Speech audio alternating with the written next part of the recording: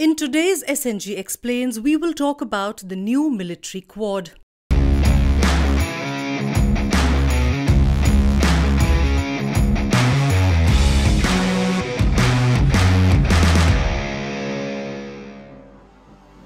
Quad seems to have become the strategic need of the times, and a new one is taking shape. On the sidelines of the Shangri-La dialogue in Singapore earlier this month, the defense ministers of the United States, Australia, Japan and the Philippines met for the first time. The new grouping, unlike the original quad involving US, Australia, Japan and India, has a pronounced military dimension to it. The so-called battleground is clear: the Indo-Pacific, with the common adversary being China and its maritime expansionist tendencies in the South China Sea.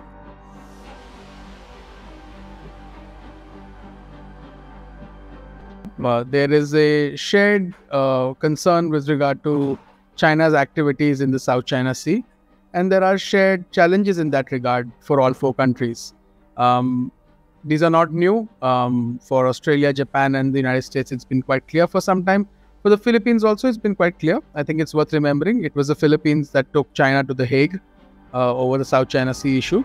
China has long claimed almost the entire South China Sea, a region that's believed to hold vast reserves of oil and gas, besides being a major passageway for maritime trade. It has territorial disputes with almost all littoral states, including the Philippines. Fed up with Chinese muscle flexing, the Philippines took the matter to an international tribunal at The Hague, which in 2016 ruled overwhelmingly in its favor.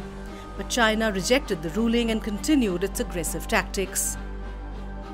In April this year, the Philippines Coast Guard was locked in a confrontation with Chinese vessels that made dangerous maneuvers. During a week-long patrol within its 200-mile exclusive economic zone, the Coast Guard found over 100 Chinese militia vessels, a People's Liberation Army Navy ship and 2 Chinese Coast Guard vessels. Last month, during the visit of Filipino President Ferdinand Marcos Jr. to the US, both sides agreed on new guidelines for the 1951 Mutual Defense Treaty. On the face of increased Chinese belligerence, Manila wanted clarity on the conditions under which Washington would come to its defense. According to the new guidelines, the treaty provisions would be invoked in case of an armed attack on either country anywhere in the South China Sea. Also, the list of protected assets now includes Coast Guard ships. Last month, the Philippines, Japan and the US held their first joint Coast Guard drills in Manila Bay. So in a way, the new quad was building up.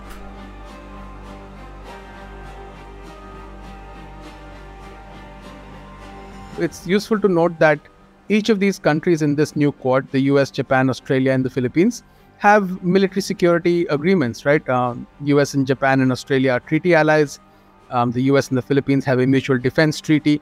So it's not that far, right? The US has bases in Philippines. So it's not that difficult to sort of expand from where your base is. So it's not surprising that this has come up. And if you compare it to, say, the India quad that India is part of, India is not a treaty ally. The US has no bases in India or with India.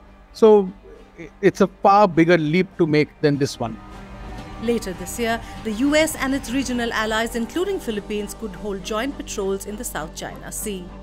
China has time and again expressed its strong displeasure over groups such as the original Quad and AUKUS, calling them an attempt by the United States to jeopardize regional security in the Indo-Pacific by forging NATO-like blocs.